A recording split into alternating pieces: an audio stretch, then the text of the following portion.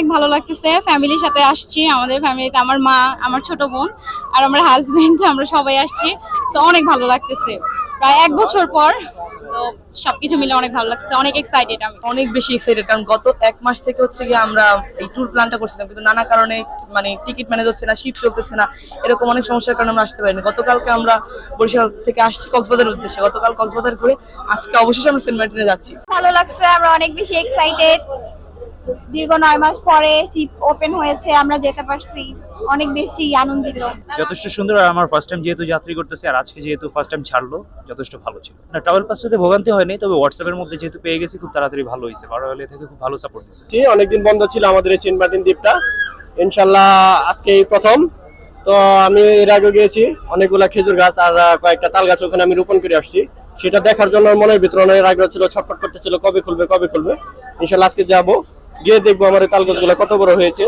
নতুন অভিজ্ঞতা, নতুন সেন্ট মার্টিন, নতুন ভাবে দেখবো। সিজনের প্রথম যে শিপ, ওই শিপে যাচ্ছি। আশা করি বেশ ভালোই লাগবে, ভালো এনজয় করব। আর আমরা যারা আছি, সরকারের যে নির্দেশনা আছে, আমরা চেষ্টা করব ওই নির্দেশনাগুলো মানার, এবং সবার প্রতি উদাত্ত আহ্বান, সবার জন্য ওই নিয়ম নীতি যেগুলো আছে এগুলো যাতে ভালোভাবে মেনে চলে। ফিলছে অত্যন্ত চমৎকার। আর আমি সেই পশ্চিমের জেলা চাঁপাইনবাবগঞ্জ থেকে আসছি। কক্সবাজারে আমাদের প্রতিনিধি সম্মেলনে অংশগ্রহণ করে আমরা চলে যাওয়ার উদ্দেশ্যে ছিল, কিন্তু সেন্ট মার্টিন শুনতে পেয়ে টিকিট ক্যান্সেল করে সেন্ট মার্টিন যাচ্ছি। আমাকে অত্যন্ত ভালো লাগছে, আমি জীবনে কখনো জাহাজে উঠিনি। অনুভূতি বলতে আসলে আমাদের চাওয়াটা তো অনেক বেশি ছিল। তো এই সরকারের যে একটা বিধিনিষেধের কারণে আমরা আসলে হতাশ এই ব্যবসার জন্য। পাশাপাশি আপনারা দেখছেন সকাল 10টায় জাহাজটা ছাড়তে হচ্ছে নাব্যতা সংকটের কারণে বাকখালীতে। তো আসলে এই বাকখালীতে এই জাহাজগুলো আসলে চলাচলের উপযোগী হবে কিনা জানি না। যে কোনো মুহূর্তে আমি আতঙ্কিত আছি, রাত্রের বেলা জাহাজটা ফেরার সময় যে কোনো মুহূর্তে চরে আটকে যাওয়ার সম্ভাবনা আছে। আমি চাঁপাইনবাবগঞ্জ থেকে এসেছি।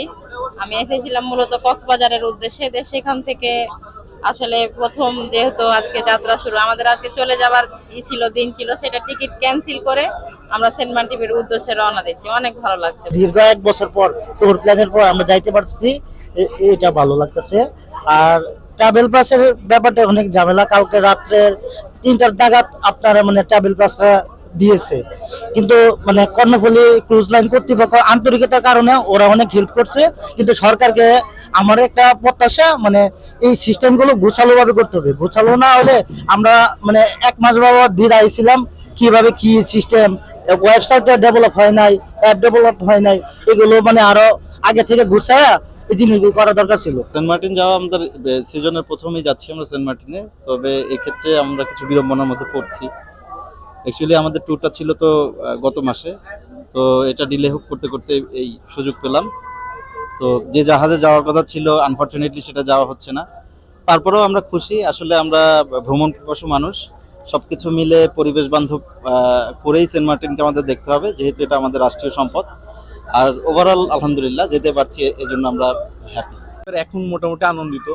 তবে এটা ঠিক যে বাংলাদেশের মধ্যে এখন যে আমাদের যে ব্যবস্থাটা করছে যে এখন আমাদেরকে অবশ্যই ট্রাভেল পাস নিতে হবে, এটা আসলে দেশের মধ্যে ভিসা নেওয়ার মতো অবস্থা হয়ে গেছে।